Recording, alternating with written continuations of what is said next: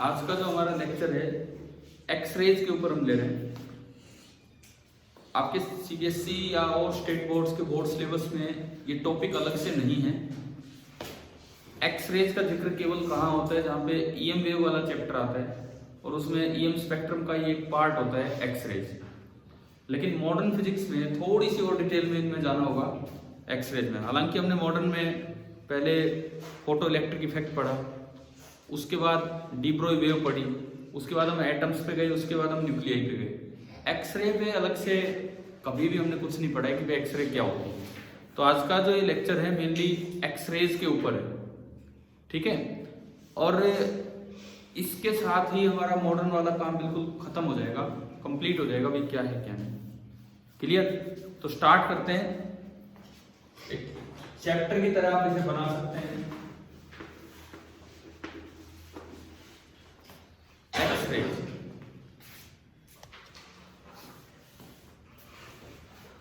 ये हमारा आज का टॉपिक है।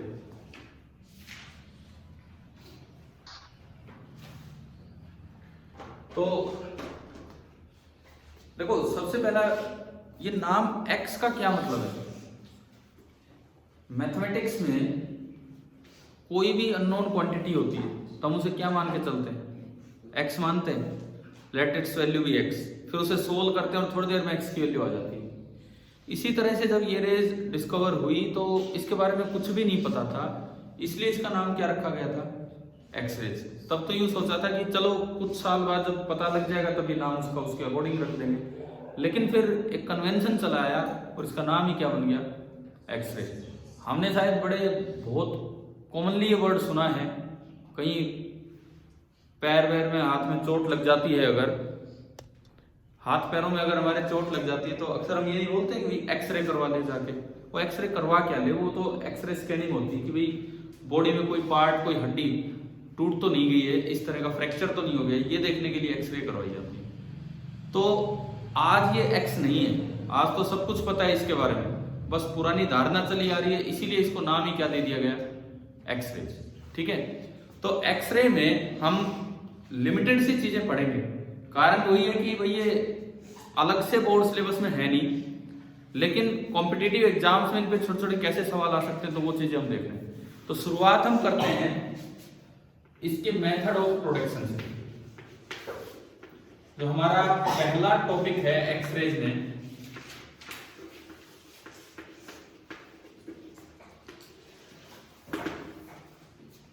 मैं ये क्लियर कर देता हूं, लिख ही देता हूं ऊपर कि नॉट इन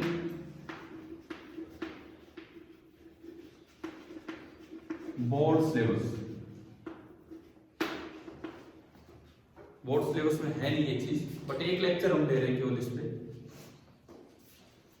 तो सबसे पहली चीज आती है कि इसका मेथड ऑफ प्रोडक्शन क्या है। कोई एक मेटल टारगेट है, कोई भी एक मेटल टारगेट है, उससे इलेक्ट्रॉन्स आके टकरा रहे हैं, एनर्जेटिक इलेक्ट्रॉन्स। कोई एक मेटल टारगेट है, उससे एनर्जेटिक इलेक्ट्रॉन्स आके टकरा रहे हैं। तो इन इलेक्ट्रॉन्स की टक्कर की वजह से कुछ रेज प्रोड्यूस हो रही है, जिनका नाम क्या रखा गया था? X rays. ठीक है। मैंने फिर दोबारा मैं रिपीट करता हूं, ये एक्स थी कभी जब कुछ नहीं पता था, सब कुछ पता है इसके बारे में, लेकिन नाम चेंज नहीं किया गया। अब भी बाई कन्वेंशन इसका नाम एक्स रेज। तो मेथड ऑफ प्रोडक्शन यही है कि एक मेटल टारगेट है, इसके साथ एनर्जेटिक इलेक्ट्रॉन्स आके टकराते हैं और नई रेडिएशन प्रोड्यूस होती है, जिन्हें बोलते हैं एक्सरे। यानी कि मेटल टारगेट्स डिसेलरेट हुए हैं, हाईली एनर्जेटिक इलेक्ट्रॉन्स डिसेलरेट हुए हैं किससे? एक मेटल टारगेट से। ठीक है। ब्रह्मस्ट्राल भी इसे बोलते हैं, लेकिन मैं वो वर्ड यहाँ लिखवा नहीं रहा हूँ क्योंकि 12th लेवल पे वो वर्ड शायद ही यूज किया जाए। ठीक है। इस फिनोमेना को भी नाम दिया जाता है, छोड़ो उसको। अब मेथड ऑफ प्रोडक्शन में ये डायग्राम बना,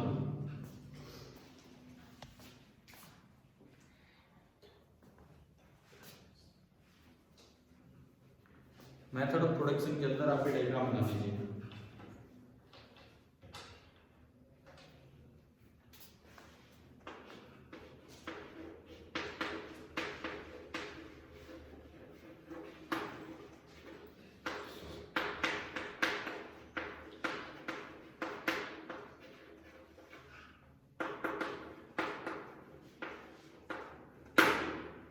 जर्मनी में इसकी डिस्कवरी हुई थी। जर्मनी में ये साइंटिस्ट थे, जर्मन साइंटिस्ट WC रोएंटजेन, इन्होंने पता लगाया था कि ऐसी भी कोई रेज है।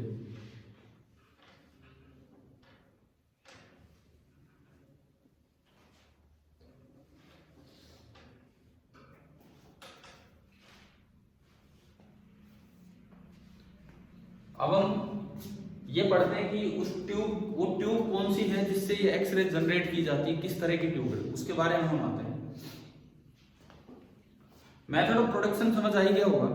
इवन जब आप EM वेव्स पढ़ते हैं तो वहां स्पेक्ट्रम में हर एक वेव का मेथड ऑफ प्रोडक्शन दिया होता है। इंफ्रारेड का दिया होता है, हॉट बॉडीज, ठीक है ना, इस तरह से सारे बता रखे होते हैं। वो हमें याद भी करने होते हैं उस चैप्टर में, फॉर बोर्ड एग्जाम या फिर किसी भी कॉम्पिटिटिव एग्जाम के लिए हमें वो याद करने होते हैं, ठीक है। अब हम थोड़ा इसको ही डेप्थ में पढ़ेंगे। तो सबसे पहले हम एक ट्यूब की तरफ आ रहे हैं जिसमें जनरेट की जाती है, उसे बोलते हैं एक्सरे ट्यूब, या एक साइंटिस्ट के नाम पे जिसने इसको बनाया था कुलीग ट्यूब। नेक्स्ट हेडिंग आप डालिए, एक्सरे ट्यूब या कुलीग ट्यूब।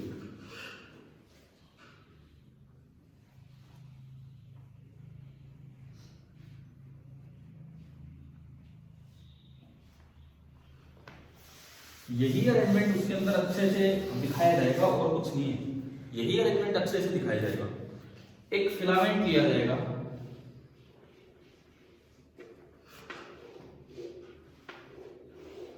जिससे कि आपको इलेक्ट्रॉन एमिट कराने हैं, ठीक है। ये लगभग वैसा काम है जैसे हम पीछे भी डेविसन जर्मर टाइप एक्सपेरिमेंट में करते थे, उस तरह से। तो आपने क्या किया, इसे मैं बोल रहा हूं F, and F stands for filament. ये एक फिलामेंट लिया, इसको गर्म करके या इसमें जो लगा लो, यहाँ वोल्टेज लगा के कैसे भी करके यहां से इलेक्ट्रॉन्स को एमिट किया जाता है। लेकिन ये इलेक्ट्रॉन्स निकलेंगे विद नेग्लिजिबल स्पीड। ये जो इलेक्ट्रॉन्स आएंगे, इलेक्ट्रॉन्स निकलेंगे विद नेग्लिजिबल स्पीड। मैं एक बार फिर बोलता हूं, बहुत बड़ा चैप्टर नहीं है, वही एक्सरे, बस थोड़ा सा डेप्थ में हम पढ़ रहे हैं। कुछ चीजें हैं, जरा सी बातें हैं, उनका ध्यान रखोगे तो अगर इन पे सवाल आया तो PMT IIT एग्जाम सब में ठीक ठाक ही होगा। देखिए, विद नेग्लिजिबल स्पीड ये इलेक्ट्रॉन निकले हैं, और जब इनको एक्सेलरेट करवाना हो तो आपको याद होगा हम डेविसन जर्मर में भी ऊपर एक पोटेंशियल डिफरेंस लगा देते थे। इलेक्ट्रॉन को एक्सेलरेट कराना है तो इधर माइनस और इधर प्लस, ठीक है। मैं उसका एग्जैक्ट अरेंजमेंट नहीं दे रहा, सिंपल अरेंजमेंट दे रहा हूं कि क्या करना होगा। आपने एक बैटरी लगा दी और सामने एक टारगेट लिया, मेटल का target, this is T and T stands for metal target. और ये इलेक्ट्रॉन, मान लो आपने पोटेंशियल डिफरेंस कितना लगा रखा है यहाँ पे V। अरे ये ऐसे दिखाने का मतलब है ऊपर बैटरी कनेक्टेड है, मैं वो दिखाऊं ना दिखाऊं, ठीक है, जो काम की चीज उस पर आ रहे हैं। तो जब ये इलेक्ट्रॉन यहाँ आके टक्कर मारेंगे तो कितनी स्पीड से, कितनी एनर्जी के साथ टकराएंगे। जब ये इलेक्ट्रॉन यहाँ आके टकराएंगे तो उनकी एनर्जी कितनी होगी, काइनेटिक एनर्जी। अगर V वोल्ट से Q चार्ज को एक्सेलरेट कराते हैं तो Q इंटू V एनर्जी को गेन कर देता है। तो यहाँ, अच्छा इधर माइनस क्यों लगाया, इधर प्लस क्यों लगाया, क्योंकि ये नेगेटिव चार्ज, पॉजिटिव चार्ज होता तो इधर प्लस लगाते और उधर माइनस लगाते, इस तरह से। तो हमने क्या किया, इसको एक्सेलरेट कराया, और जब ये आके टकराते हैं तो जो इसकी काइनेटिक एनर्जी है कितनी होती है, E इंटू V।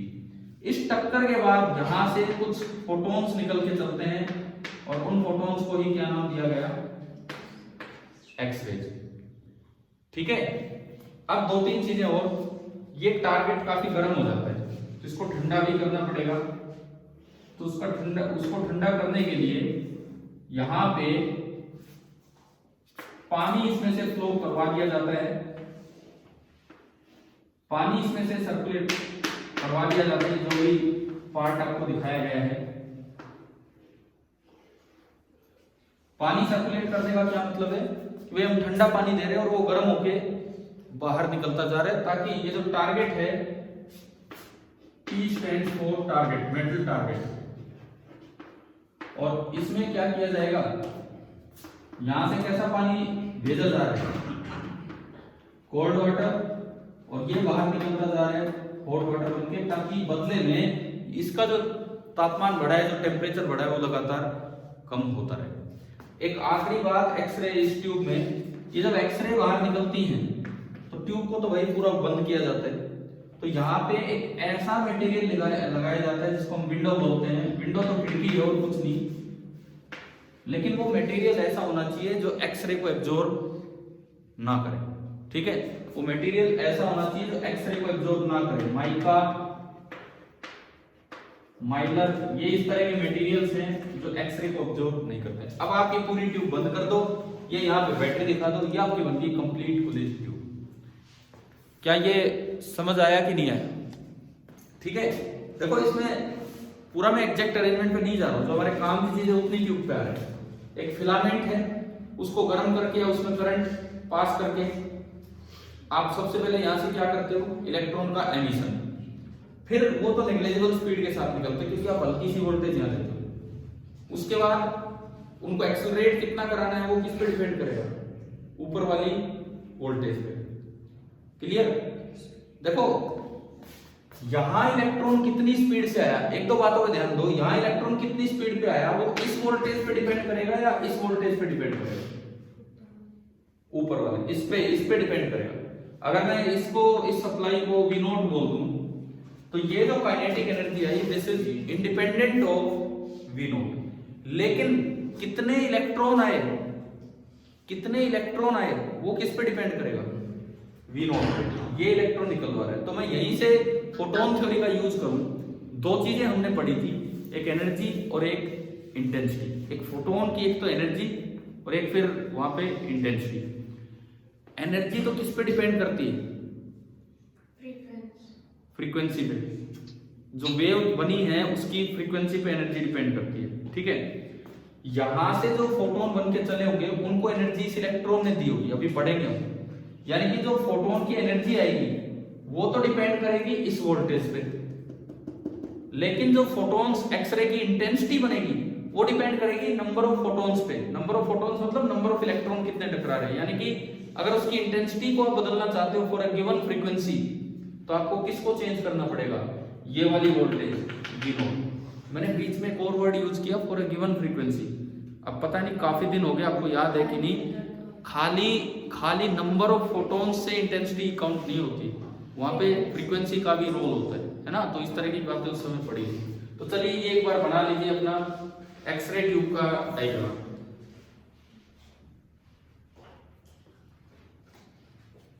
बंद करना चाहें इसे बंद कर सकते हैं, ग्लास चैम्बर लगा के।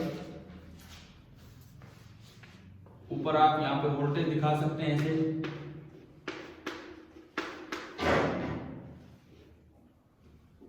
और इसको बंद करना चाहें तो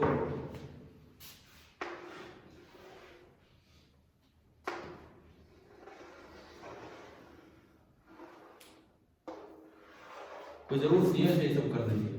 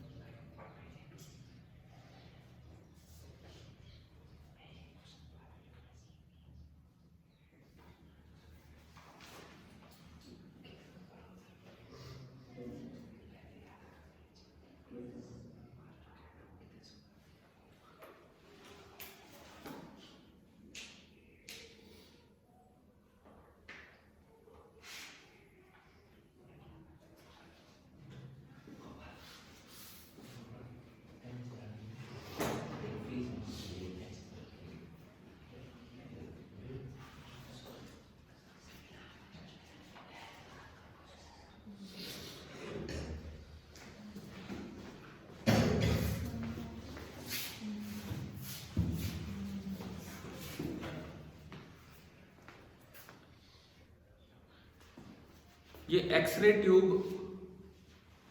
शायद समझ आ गया होगा, ठीक है। अब हम इसी की लिमिटेड प्रॉपर्टीज पढ़ रहे होंगे, क्या है क्या नहीं, और कुछ प्रीवियस ईयर क्वेश्चंस भी ले रहे होंगे कि किस तरह से, ठीक है।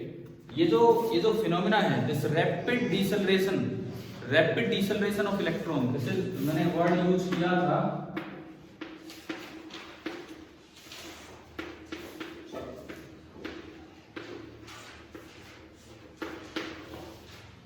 एक वर्ड होता है किसी दूसरी भाषा में शब्द है ब्रह्मस्ट्रा, बस एलयूएनजी साइलेंट होता है इसमें, ब्रह्मस्ट्रा ये एक दूसरी भाषा का वर्ड है। तो इसका मतलब ये होता है, इसका मतलब ये होता है कि rapid deceleration of electron. Actually ये वर्ड एक बार आईआईटी के एग्जाम में यूज हो चुका है, क्वेश्चन में एक बार ये वर्ड आए थे, लेकिन ब्रैकेट में लिखा था, एक्सरे के साथ ब्रैकेट में लिख के। तो इस फिनोमेना का नाम ये होता है ब्रह्मस्ट्रा। कुछ क्वेश्चन हम लास्ट में इसमें कुछ समझेंगे तो लेंगे आगे। चलिए अभी हम आगे बढ़ते हैं। अब बात ये आती है कि जो एक्सरे मिली है, ये विंडो मैंने बोला बाकी पूरा ग्लास है, लेकिन ग्लास एक्सरे को एब्जॉर्ब कर देता है, तो विंडो कौन से मेटेरियल की बनाई जाती है? माइका या माइला, ठीक है, जो एक्सरे को एब्जॉर्ब ना करे। अब बात ये है कि ये एक्सरे जो मिली, क्या इनका लाइन स्पेक्ट्रम होता है या इनका कंटिन्यूस स्पेक्ट्रम होता है? क्या ये वर्ड हमने पहले यूज किए अल्फा बीटा गामा के समय? अल्फा का कैसा स्पेक्ट्रम होता है? लाइन। बीटा का कंटिन्यूस, गामा का लाइन। तो बात आती है कि जो एक्सरेज हैं इनका स्पेक्ट्रम कैसा होता है? तो इनका स्पेक्ट्रम कंटिन्यूस होता है, लेकिन बीच बीच में कुछ कैरेक्टरिस्टिक एक्सरेज आती है जो लाइन को रिप्रेजेंट कर रही होती है। मतलब इनका स्पेक्ट्रम कैसा होता है? कंटिन्यूस होता है विद सम स्पेसिफिक लाइंस, ठीक है। तो नेक्स्ट हेडिंग आप डालिए एक्सरे स्पेक्ट्रम।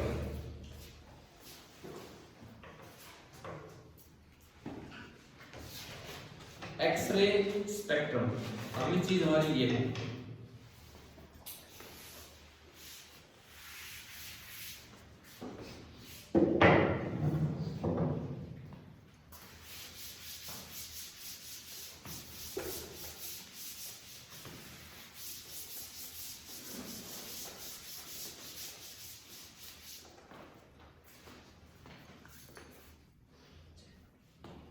देखिए एक्सरे, एक तो आपको ना इसका ऑर्डर का थोड़ा आइडिया होना चाहिए। ये लगभग जो इनकी रेंज होती है एंगस्ट्रॉम से पिकोमीटर के आसपास जाती है, वेवलेंथ की रेंज। तो पहली बात तो आप ये लिखते हो लैम्डा,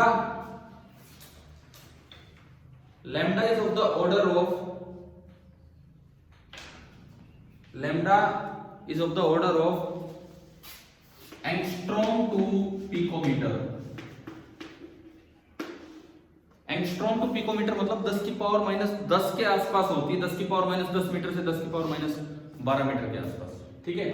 और जो इनकी जो एक्सरेज हमें मिलती हैं, इनका जो आप ग्राफ बनाते हैं विद लैम्डा, लैम्डा के साथ मैं इधर ले रहा हूं इंटेंसिटी।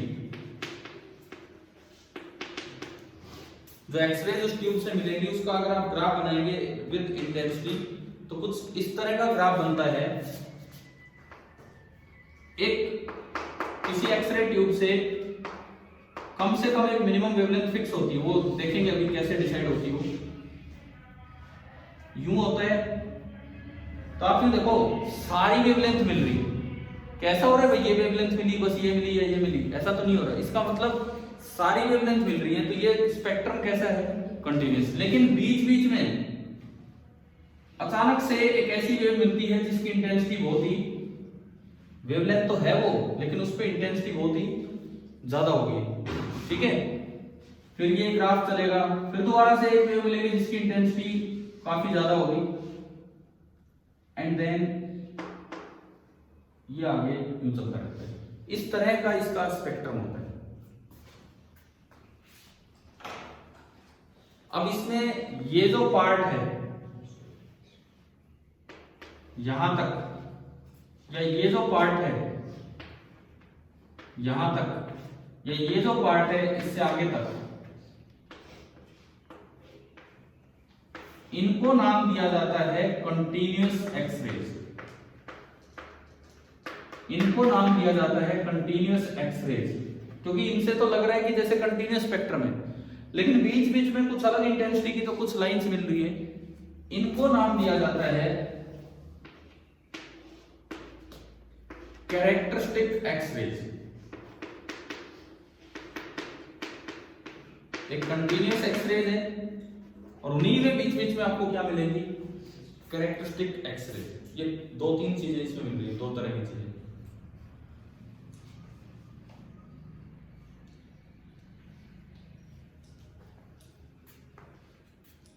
इसमें एक्सरे में केवल हमें ये दो, इन दोनों का ओरिजिन क्या है कंटिन्यूअस कैरेक्टरिस्टिक का, वो देखना है। दोनों में किस किस तरह से क्वेश्चन आते हैं वो, और प्लस एक मोजले लॉ आएगा।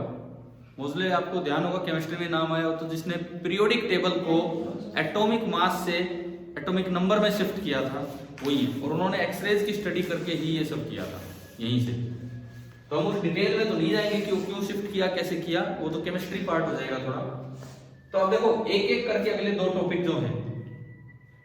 अच्छा इसमें ये ध्यान रखना, ये लोअर लिमिट फिक्स, आगे वाली लिमिट फिक्स नहीं है। कैरेक्टरिस्टिक रेंज फिक्स होंगी, वो देखेंगे कैसे। तो अब इनका ओरिजिन अलग अलग है, तो वो हमें सीखना होगा। सबसे पहले तो आप आइए कंटिन्यूअस एक्स-रेज, नेक्स्ट हेडिंग ये डालिए कंटिन्यूअस एक्स-रेज। ये ध्यान रखना मैंने ये खत्म नहीं किए, कभी आप जीरो पे ज्वाइन कर दो इसे, ये इंटेंसिटी कम होती जाएगी और ये आगे इस तरह से, ठीक है, खत्म नहीं किए, बस ये आगे जा रहा है। सबसे पहले आता है कंटिन्यूअस एक्स-रेज। बड़ा आसान ओरिजिन है इसका, बड़ा आसान। कारण स्वरूप क्या है, एक मेटल टारगेट था, सामने हमने टी लिखा था, मेटल टारगेट।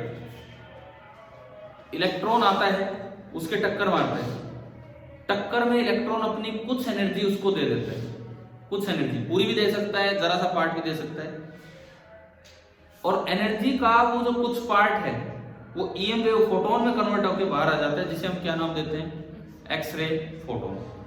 अब क्या हुआ, कुछ पार्ट तो एनर्जी का फोटोन में कन्वर्ट हो गया और कुछ पार्ट एनर्जी का उसी को हीट करने में काम आ गया मेटल को। और क्योंकि वो बहुत गर्म हो रहा था, अभी हमने मिटा दिया वो, इसीलिए उसको ठंडा करने के लिए क्या यूज किया जा रहा था, वाटर, पानी का यूज करते, ठंडा पानी डाला, वो वहां से उसका टेम्परेचर कम करके बाहर निकल रहा था इस तरह से, ठीक है।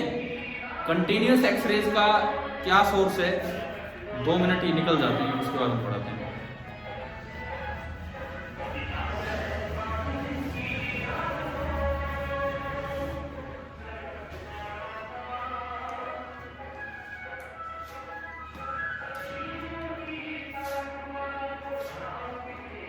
देखिए मैं बोलना स्टार्ट करता हूँ। कंटिन्यूअस एक्सरेज में क्या होगा, कंटिन्यूअस एक्सरेज में क्यों वो बनती हैं, एक इलेक्ट्रॉन आ रहे हैं फिक्स एनर्जी के साथ, वो एनर्जी आपने फिक्स कर रखी थी ऊपर से V वोल्ट लगा के, E/V। इलेक्ट्रॉन आ रहे हैं फिक्स एनर्जी के साथ, जब वो आके टक्कर मारते हैं तो उस इलेक्ट्रॉन का क्या एनर्जी का कुछ पार्ट तो किस में कन्वर्ट हो जाता है, एक्सरे फोटोन में, कुछ पार्ट मेटल को हीट करने में, और कुछ पार्ट के साथ वो इलेक्ट्रॉन बचता है तो अगली टक्कर उसी के अंदर, अगली टक्कर होगी तो फिर से कुछ एक्सरे फोटोन बनेगा। तो इस तरह से जो बन रहे हैं ये सारे क्या है आपके कंटिन्यूअस एक्सरेज। अब कोई कहे कि भाई इतनी इतनी वेवलेंथ क्यों आ रही है, इतनी इतनी वेवलेंथ क्यों आ रही है, कोई इलेक्ट्रॉन टक्कर में अपनी सारी एनर्जी दे रहा है, सारी एनर्जी उसने दे दी तो फोटोन की एनर्जी मैक्सिमम होगी, तो वेवलेंथ मिनिमम होगी, क्योंकि एनर्जी होती है hc/λ। तो इसी से तो मुझे पता ही लग गया कि लैम्डा मिनिमम कितना होगा। लैम्डा मिनिमम तब होगा जब इलेक्ट्रॉन की सारी एनर्जी किस में कन्वर्ट हो गई है, फोटोन में। और सारी एनर्जी, कितनी एनर्जी के साथ इलेक्ट्रॉन आ रहा था, EV के साथ, EV के साथ। उस EV को अगर मैं इक्वेट करूं hc/λ मिनिमम से, तो क्या लैम्डा मिनिमम कैलकुलेट हो जाएगा यहाँ पे, ठीक है। अच्छा कुछ कम वेवलेंथ, सॉरी कुछ कम एनर्जी के फोटोन आ रहे हैं, कुछ कम एनर्जी के फोटोन आ रहे हैं लेकिन वेवलेंथ ज्यादा है, उनकी वेवलेंथ ज्यादा मतलब एनर्जी कम है, उनमें क्या हो रहा होगा कि इलेक्ट्रॉन ने अपनी सारी एनर्जी नहीं दी होगी तो कुछ कम एनर्जी। तो इसका ओरिजिन आप लिख लीजिए क्या है ये, देखिए मैं बोलता हूं, on collision of electron, on collision of electron with the target, on collision of electron with the target it loses its kinetic energy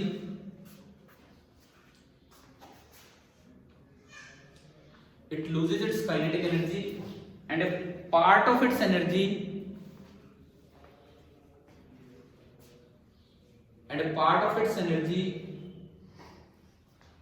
is converted into X-ray photon.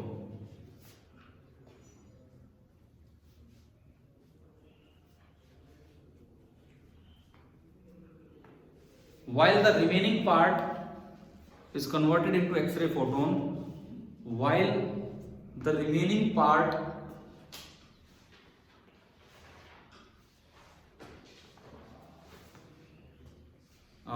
increases the kinetic energy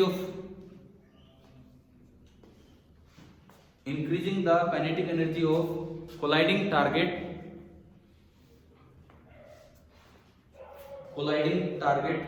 comma, thereby increases its temperature.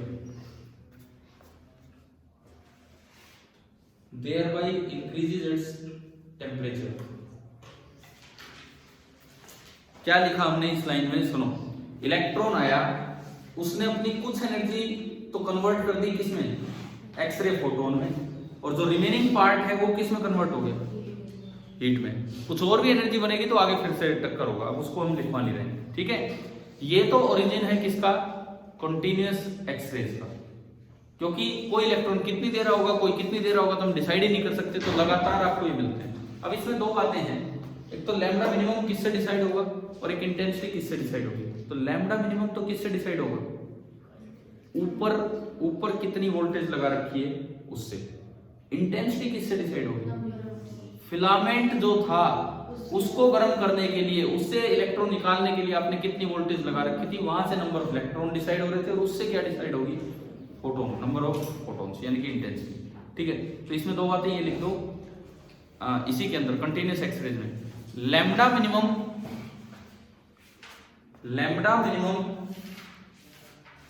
इसका नाम क्या होगा lambda minimum का, bracket में लिख दो cut off wavelength.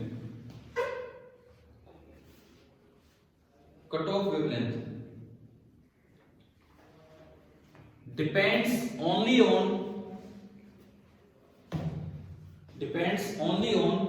the accelerating voltage V,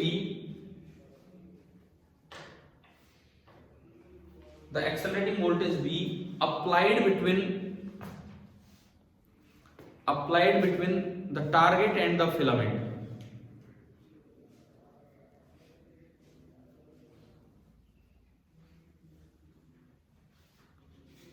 देखो मैंने जानबूझ के इस पे डिपेंड्स ओनली ऑन पे स्ट्रेस दिया है, कारण क्या है, एक बच्चे ने अभी दूसरे सेक्शन से एक बच्चे ने क्वेश्चन पूछा था मुझसे एक्सरे से रिलेटेड ही, तो 2-3 दिन पहले की बात है। तो इसी चीज में वो कंफ्यूज थे, बोले सर लैम्डा मिनिमम तो सामने वाले टारगेट की डेंसिटी पे भी डिपेंड करेगा। बिल्कुल डिपेंड नहीं करेगा, टारगेट पे डिपेंड ही नहीं करेगा लैम्डा मिनिमम। लैम्डा मिनिमम कब है, जब एक्सरे फोटोन की एनर्जी मैक्सिमम है। एक्सरे फोटोन की एनर्जी मैक्सिमम कब होगी, जब आने वाले इलेक्ट्रॉन अपनी सारी एनर्जी उसको दे दे। क्लियर है, तो लैम्डा मिनिमम की वैल्यू आ रही है हमारे पास, देखो मैक्सिमम एनर्जी ईवी आ रही है इलेक्ट्रॉन की, और वो सारी कन्वर्ट होगी, तो जो मैक्सिमम एनर्जी वाला फोटोन है उसकी एनर्जी ईवी होगी, और एनर्जी को मैं इक्वेट कर दूं hc अपॉन लैम्डा से, तो मेरे पास ये फॉर्मूला बन के आया जो आपने अभी लिखा है।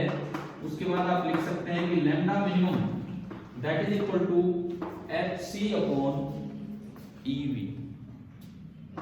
और आप ये देख सकते हो hc और e ये तो यूनिवर्सल कांस्टेंट है, hc और e तो यूनिवर्सल कांस्टेंट है। इट मींस ये केवल एक चीज पे डिपेंड कर रहा है, कुछ और चीज कांस्टेंट रखने की जरूरत नहीं है, एक्सेलरेटिंग वोल्टेज पे। तो सवाल आ जाए क्या टारगेट मटेरियल चेंज करने से लैम्डा मिनिमम चेंज होगा, बिल्कुल नहीं होगा, ध्यान रखना है चीज, है ना। चाहे तो इसके बाद लिख दो कि lambda minimum is independent of target material, lambda minimum is independent of target material, बिल्कुल भी ये डिपेंड नहीं करेगा।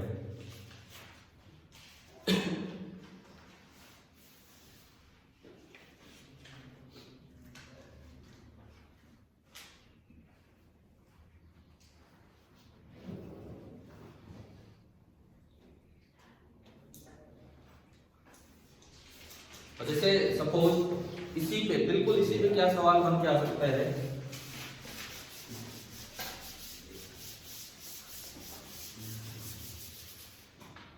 आपको यूं क्वेश्चन दे दिया जाए,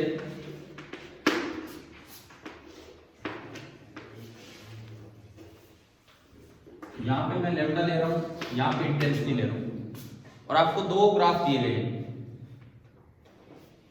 आगे का हमें नहीं दिखाया, जो भी है उसको छोड़ो, ठीक है, हमें बस ये दो ग्राफ दिए गए, ये इस तरह से, जैसा भी है उसको पढ़ा रहे लो, उस पर हम नहीं जा रहे हैं। इसको सपोज कीजिए नाम 1 दिया गया, और ये जो दूसरा वाला है इसको 2 दिया गया। आपको केवल ये बताना है इस पुलिंग ट्यूब का एक्सेलरेटिंग वोल्टेज V1 है, और इसका एक्सेलरेटिंग वोल्टेज मतलब टारगेट और फिलामेंट के बीच का जो वोल्टेज है वो कितना है, V2, ठीक है। एक्सेलरेटिंग वोल्टेजेस जो हैं, एक्सेलरेटिंग वोल्टेजेस वो आपके हैं V1 एंड V2। तो आपसे इसी में ऑप्शन बना के दे दिया जाए, पहला option V1 is greater then V2, दूसरा option V1 is less then V2, और तीसरा option V1 is equal to V2। क्या है बात? जो एक्सरे फोटोन निकल रहे हैं, जिसका लैम्डा कम होगा उसकी एनर्जी ज्यादा होगी, और एनर्जी तो केवल E इंटू V थी, यानी कि एनर्जी ज्यादा पहले की है, तो आपका आंसर आ गया ये, ठीक है। केवल इतनी सी बात से ये कंपैरिजन आ सकता है।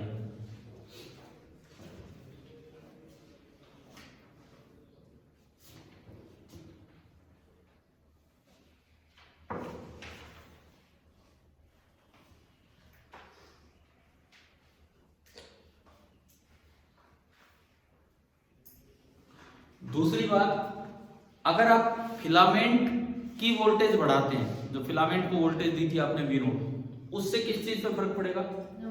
नंबर ऑफ इलेक्ट्रॉन्स से, तो नंबर ऑफ फोटॉन्स पे, यानी कि इंटेंसिटी ऑफ एक्सरे पे फर्क पड़ेगा, लैम्डा पे कोई फर्क नहीं पड़ेगा। तो दूसरी चीज हम इस पे आते हैं, इसी में कंटिन्यूअस के अंदर ही ये काम कर रहे हैं।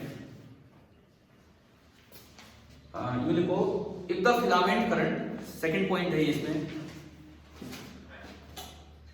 ये सवाल तो लिख लिया होगा ना आप सभी ने, ठीक है। If the filament current is increase by increasing V0, आपने उस वोल्टेज को V0 लिखा था ट्यूब में, हाँ। If the filament current is increase by increasing V0, more electrons are emitted,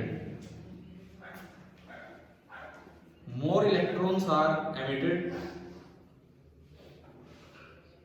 so intensity of X-rays is increased,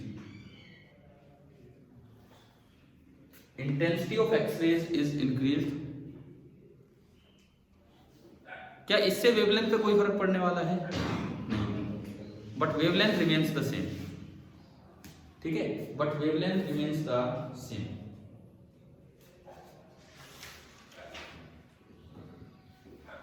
अब हम आते हैं दूसरी चीज पे, ये हुआ कंटिन्यूअस एक्सरे, शायद समझ आ गया होगा आराम से। ये ध्यान रखना, बड़ी गलती हो जाती है, हम सोचते हैं मेटल टारगेट चेंज किया तो लैम्डा मिनिमम चेंज होगा, जबकि लैम्डा मिनिमम पे कोई फर्क नहीं पड़ेगा। अब दूसरी चीज आती है characteristic X ray, characteristic x ray.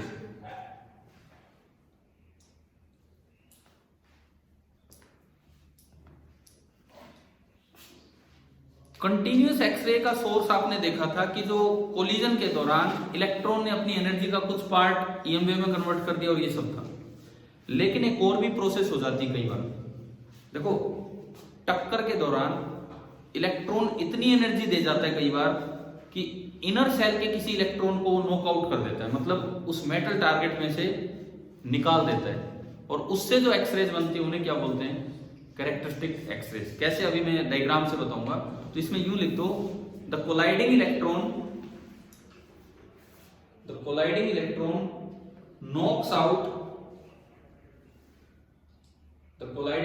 knocks out an inner electron of the atom.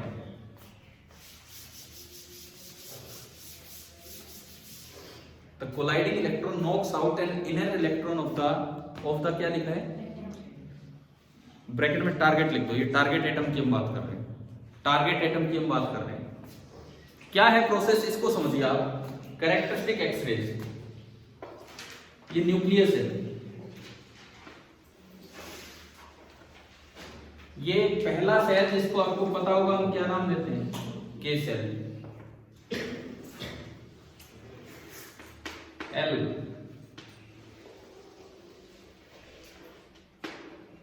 M cell. के सेल में कितने इलेक्ट्रॉन होते हैं, 2 होते हैं।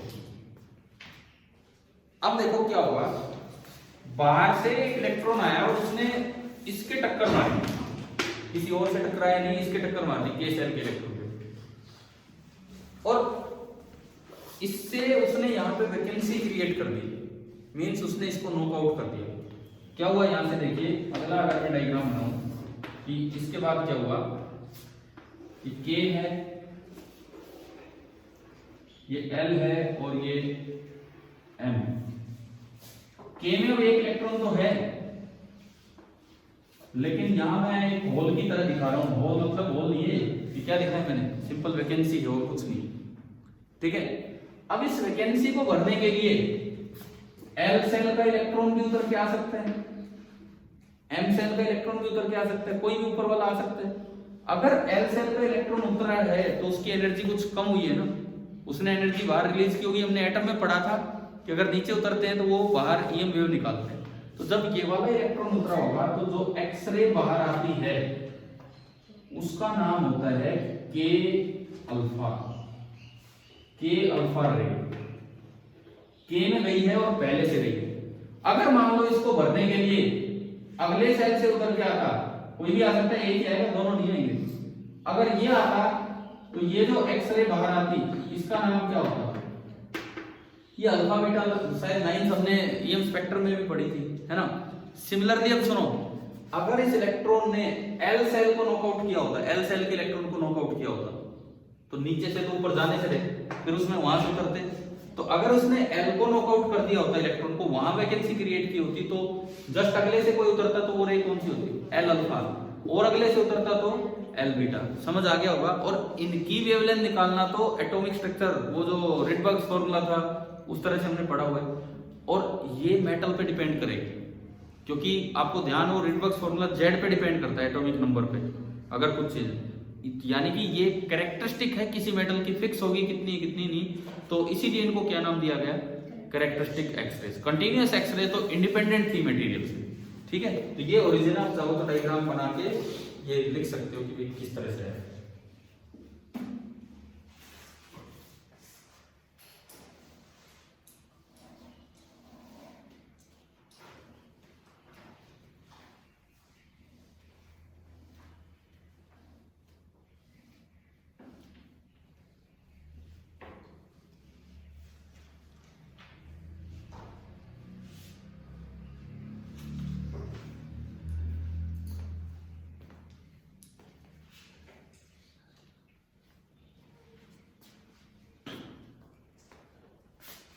भाई समझ आ रहा है ना, एक आसान सा चैप्टर है बिल्कुल, क्योंकि आप एटम पढ़ चुके होते हैं, एक्सरे के बारे में वैसे जान चुके होते हैं, तो एक आसान सा चैप्टर है।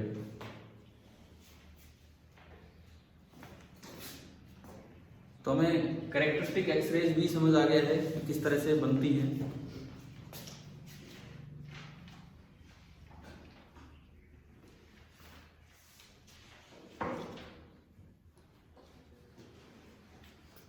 क्या कैरेक्टरिस्टिक एक्सरेज की वेवलेंथ मटेरियल पे डिपेंड करेगी या आने वाले इलेक्ट्रॉन पे डिपेंड करेगी, उसकी एनर्जी पे? ओनली ऑन मटेरियल, उस पे नहीं।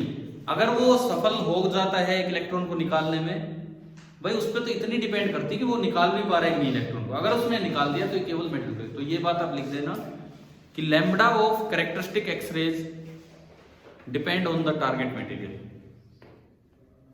lambda of characteristic X-rays depend on the target material.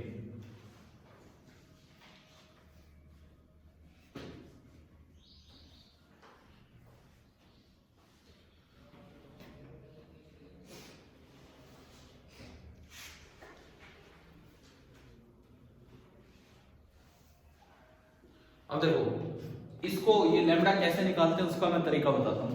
Characteristic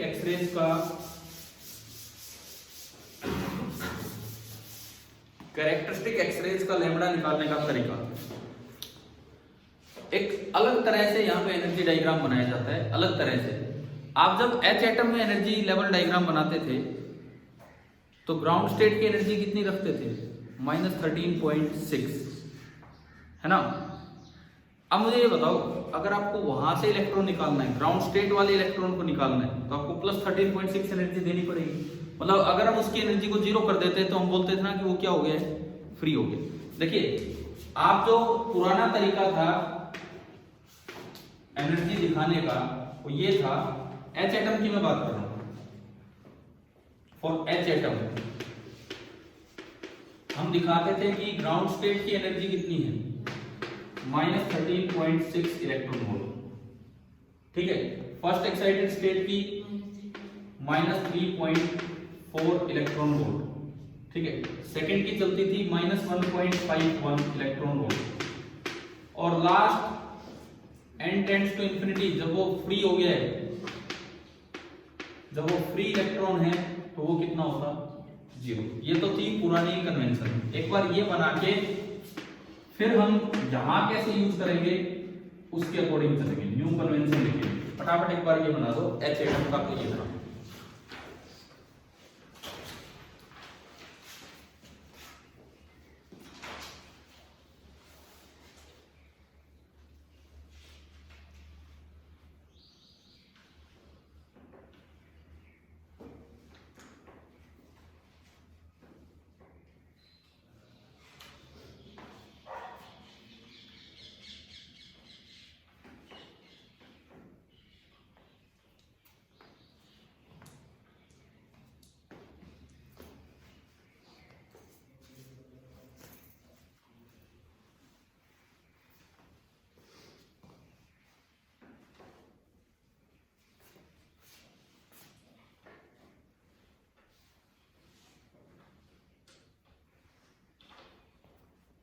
ठीक है। अब इसके बाद लिखना न्यू कन्वेंशन। ये कैरेक्टरिस्टिक एक्सरेज की लैम्डा निकालने के लिए कन्वेंशन ले रहे हैं।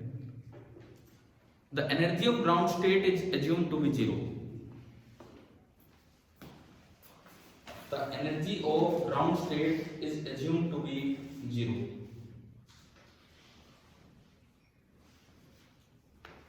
तो अब देखो कैसा ये डायग्राम बनता है अगर आप ग्राउंड स्टेट की एनर्जी को 0 लेके चलते हैं। तो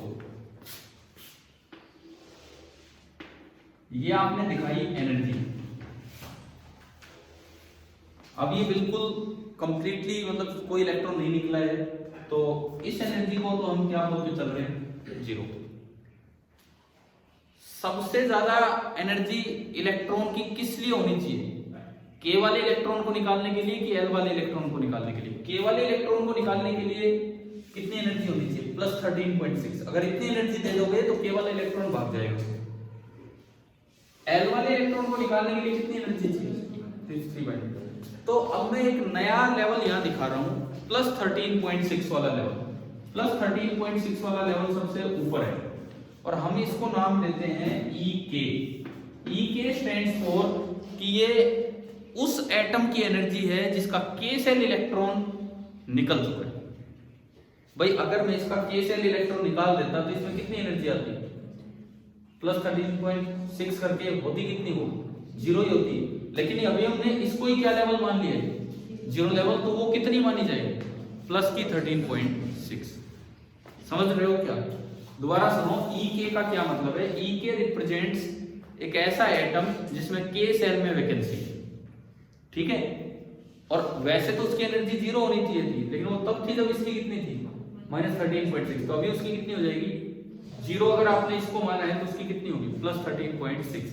और मैं वो वैल्यू यहाँ लिख नहीं रहा हूं क्योंकि जरूरी नहीं हाइड्रोजन ही हो, कुछ भी हो सकता है, ठीक है। सिमिलरली अगर आपको इसमें से इलेक्ट्रॉन निकालना है तो कितनी एनर्जी का इलेक्ट्रॉन आएगा टक्कर मारना, +3.4। यानी कि इसको आपने 3.4 एनर्जी दे दी तो वो बाहर आ गया। तो नेक्स्ट लेवल बनेगा वो यहां बनेगा कुछ गैप के साथ, इसको हम बोल देते हैं EL। इसके बाद और कम गैप पे आपका बनेगा ई एम, और ये नए लेवल्स हैं जो एक्सरेज, कैरेक्टरिस्टिक एक्सरेज देखने के लिए बनाए गए, ई के, ई एल, ई एम।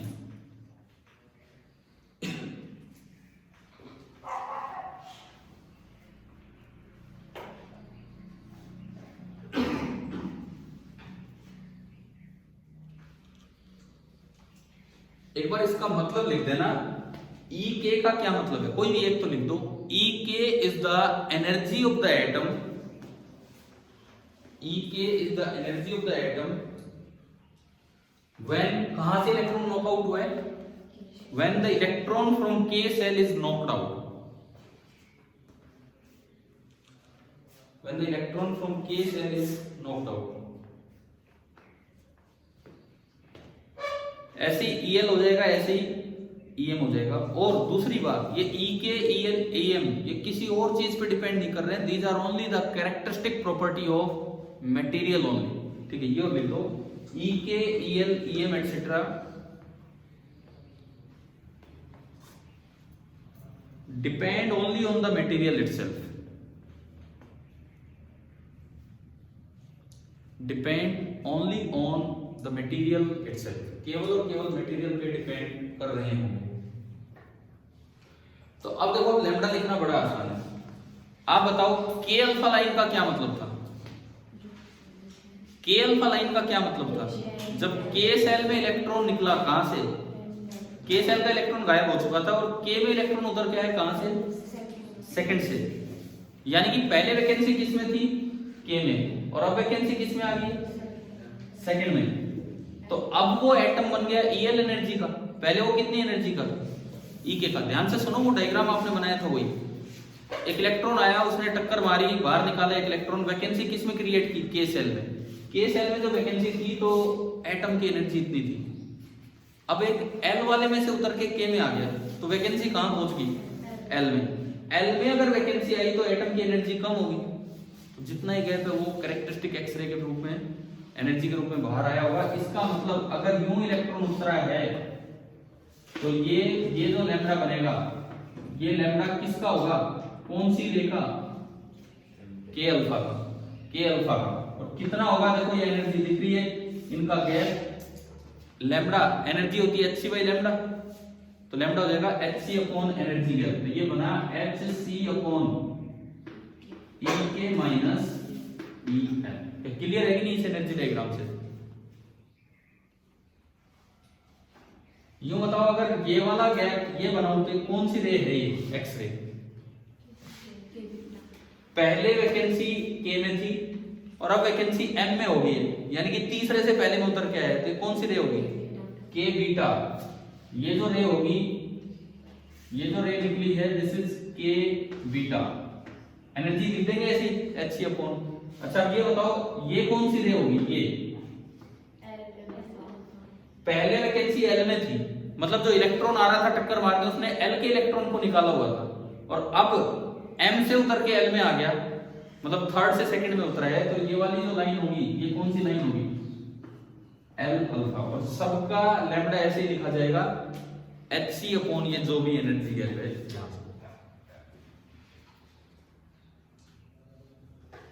ये बताओ, क्या ये वाली कैरेक्टरिस्टिक एक्सरे समझ आ गई। इवन अगर आपको कैरेक्टरिस्टिक एक्सरे दिखा दे तो ये फिंगरप्रिंट का काम करती है। ये बात शायद पहले भी हमने यूज की, उसमें एनसीईआरटी से पढ़ा था एक दिन एच स्पेक्ट्रम के टाइम, ठीक है। ये लाइंस ना फिंगरप्रिंट का काम करती हैं कि अगर आपको लाइंस पता लग जाए तो आप ये बता सकते हो कि ये मटेरियल कौन सा है। इसीलिए इनको नाम क्या दिया गया, कैरेक्टरिस्टिक एक्सरे। तो दो ही बातें हैं, कंटिन्यूअस एक्सरे का लैम्डा बिल्कुल डिपेंड नहीं करता मटेरियल पे, और कैरेक्टरिस्टिक एक्सरे का लैम्डा केवल और केवल डिपेंड ही किस पे करता है, मटेरियल पे, ठीक है। अब इसके बाद कुछ लिमिटेड सी चीजें बची हैं, वो हम पढ़ रहे हैं। आगे यहां तक समझ में। नेक्स्ट हेडिंग आप डालो soft and hard X ray. Soft and hard X ray. अगर आप एक्सेलरेटिंग वोल्टेज बढ़ा देते हैं तो इलेक्ट्रॉन ज्यादा एनर्जी के साथ टक्कर मार रहे होंगे, तो एक्सरे फोटोन की एनर्जी अच्छी खासी आ रही होगी, लैम्डा मिनिमम कम हो गया होगा, इनको बोलते हैं हार्ड एक्सरेज। और अगर आप V को कम रखते हैं एक्सेलरेटिंग वोल्टेज को, तो इलेक्ट्रॉन कम एनर्जी के साथ जाएगा, फोटोन जो निकलेंगे उनकी एनर्जी भी कम होगी, लैम्डा मिनिमम ज्यादा होगा, और इनको क्या बोलते हैं सॉफ्ट एक्सरेज। तो एक अकेली रे को आप हार्ड और सॉफ्ट नहीं बोल सकते, ये केवल कंपैरिजन होता है दो का। समझ आ गया है? तो आपने हेडिंग डाली अभी क्या, सॉफ्ट एंड हार्ड एक्सरे। तो पहला जो नाम लिखा पहले उसको एक्सप्लेन कर दो, सॉफ्ट एक्सरे। सॉफ्ट एक्सरे गिनती की दो बातें हैं, accelerating voltage is low and lambda minimum is high. और इससे बिल्कुल अपोजिट आप लिख दो हार्ड एक्सरे।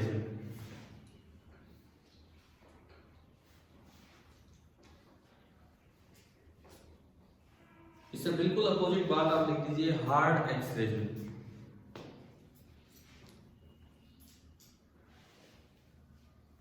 ठीक है? क्या एक्सरे सॉफ्ट है या हार्ड है, ये इस बात पे डिपेंड करेगा फिलामेंट करंट कितना है।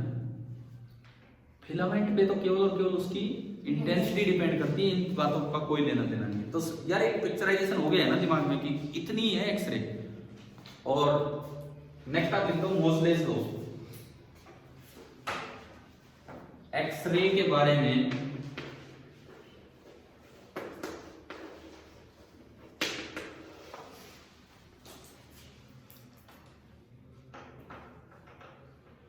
मोजले ने बताया था कि किसी भी मटेरियल से अगर कोई आप जैसे के अल्फा रे को देखते हो तो उसका जो न्यू होगा वो उसके एटॉमिक नंबर पे डिपेंड कर रहा होता है। ठीक है, लिखो आप the frequency of characteristic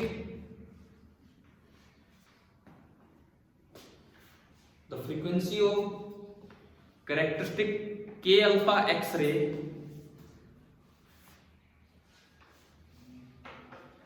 x ray, bracket में लिख दो new, depends on the atomic number, bracket में लिख दो Z, depends on the atomic number bracket में Z of the target material,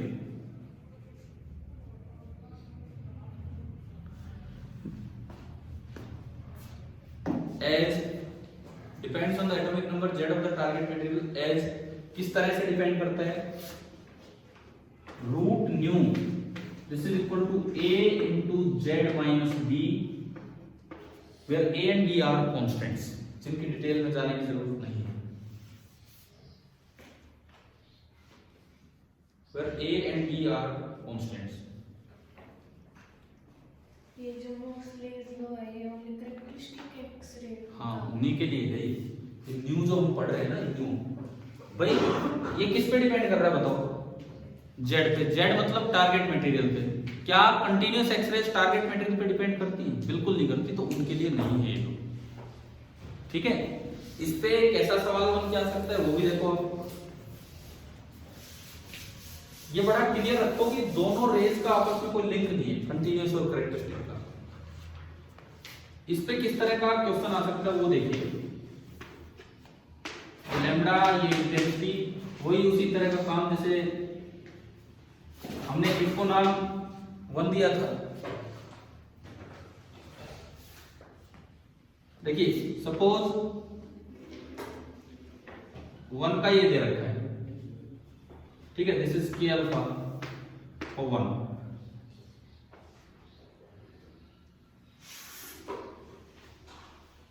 दूसरा ये बना दिया एंड दिस इज के अल्फा फॉर 2। थोड़ी देर पहले हमने इसको कंपेयर किया था कि नहीं? अब मैं कहता हूं कि अगर एटॉमिक नंबर Z है तो फिर वही तीन option, Z1 is greater than Z2, Z1 is less than Z2 and Z1 is equal to Z2। आप बताइए क्या होना चाहिए?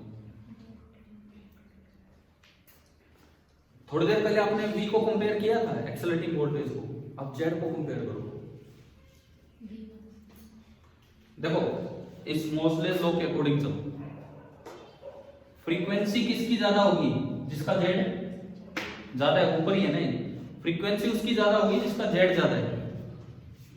और फ्रीक्वेंसी ज्यादा का मतलब वेवलेंथ कम, तो वेवलेंथ कम। अब आप सोचिए और इसका आंसर दीजिए कि भाई इनमें से क्या होना चाहिए।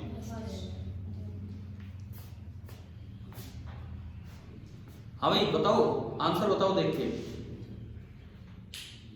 2 मिनट आप आराम से सोच विचार करके इसमें से अपनी अपनी कॉपी में टिक कर दो कि भाई क्या है क्या है।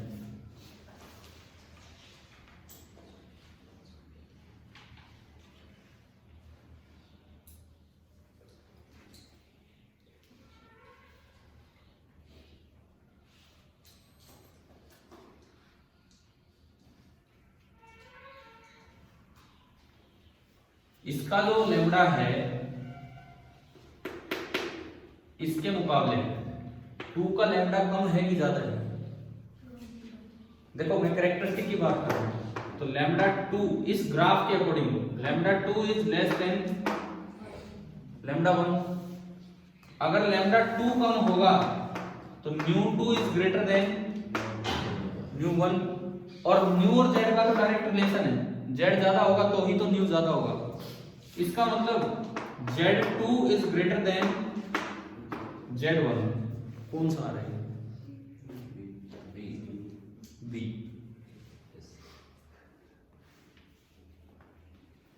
भाई समझ आया कि नहीं आया? कैसे देखा ये हमने? फर्स्ट नहीं आएगा, जैसे कुछ बच्चे बोल रहे थे, ये सेकंड आ रहा है, सेकंड।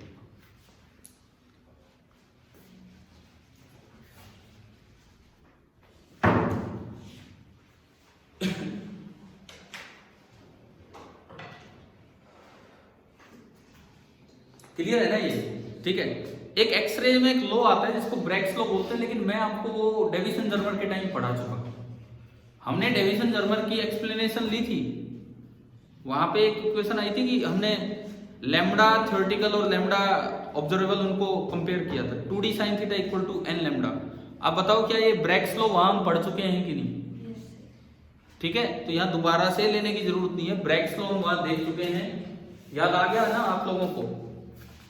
डेविसन जर्मर के टाइम हमने पढ़ा था ब्रैग्स लॉ वाला काम। ठीक है, चाहो तो एक इक्वेशन लिख सकते हो, ब्रैग्स लॉ BRAGG।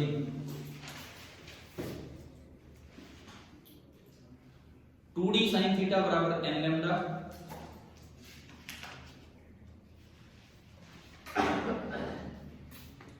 यहाँ पे d वो था इंटरप्लेनर डिस्टेंस, और उसको आप एक्सप्लेन नहीं करने, आप अपने डेविसन जर्मर वाले पार्ट में देखोगे तो आपको सारा मिल जाएगा। आखिरी चीज, प्रॉपर्टीज या यूजेस ऑफ एक्सरे। अच्छा, ये वो पार्ट है जो सीबीएसई या किसी भी स्टेट बोर्ड एग्जाम में मतलब इससे रिलेटेड चीज पूछी जा सकती है, प्रॉपर्टीज या यूजेस ऑफ एक्सरे। पहला यूज नंबर 1, प्रॉपर्टी भी है यूजेस भी है। इस तरह से इनकी स्पीड कितनी होती है? ये EM वेव है तो इनकी स्पीड क्या होगी? जो स्पीड ऑफ लाइट होती है। तो number 1, they travel in vacuum, they travel in vacuum with the speed of 3 × 10⁸ metre per second.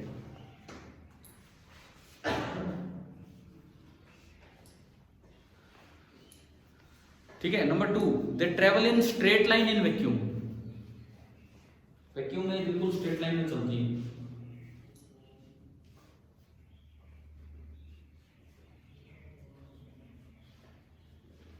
Number 3,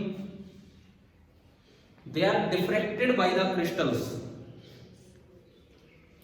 they are diffracted by the crystals। जो ब्रैग लॉ की इक्वेशन आई थी वो वहीं से आई थी। ठीक है। नंबर 4, इन पे ना तो E का कोई असर होगा ना B का। क्यों? ये फोटोन है। क्या फोटोन के पास चार्ज होता है क्या? नहीं होता। ये तो हमने पढ़ा है ना पहले भी, अल्फा बीटा गामा के कंपैरिजन में भी लिया था। So they are not affected by E और B। E के ऊपर वेक्टर साइन, B के ऊपर vector sine. They are not affected by electric और मैग्नेटिक फील्ड।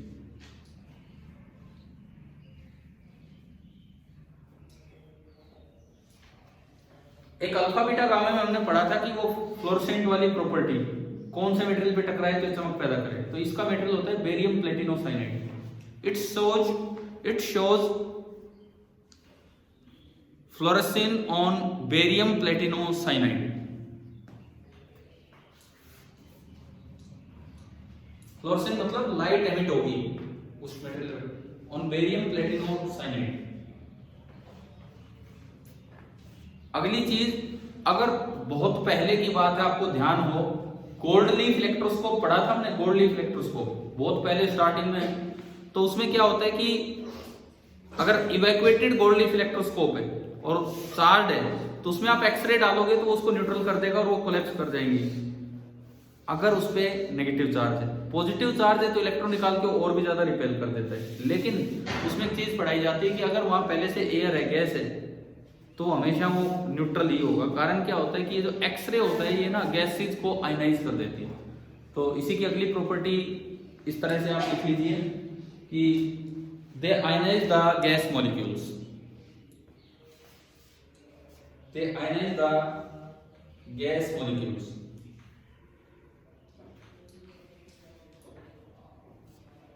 ठीक है, अगली प्रॉपर्टी, ये मेटल्स के अंदर पेनिट्रेट कर जाती हैं। देखो next property, they can penetrate into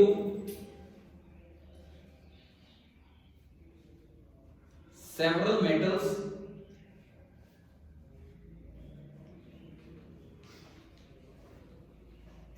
but they can be stopped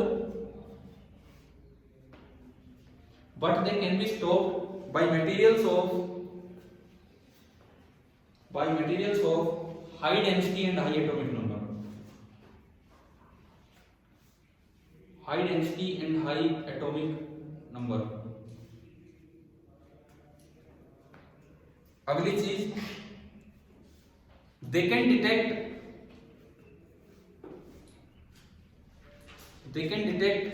structural defects,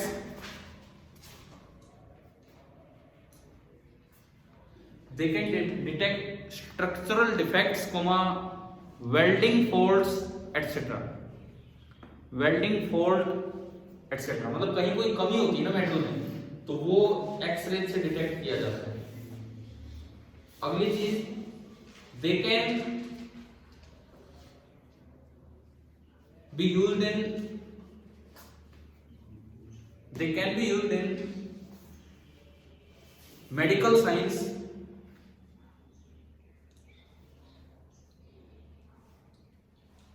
अब इसको एक्सप्लेन नहीं कर रहे। मेडिकल साइंस में एक तो मैंने बताया कोई हड्डी वड्डी टूटी हो वो पता करने में, या एक्सरे कैंसर तक का इलाज करने में, तो ये सब चीजें वहां ईएमयू में हमने पढ़ी होती है। अगली चीज ये लिख लो, हम प्रॉपर्टी और यूजेस दोनों को एक साथ लिख रहे हैं। They can inspect shoot cases, wooden boxes etcetera, shoot cases, wooden boxes etcetera without opening them, without opening them.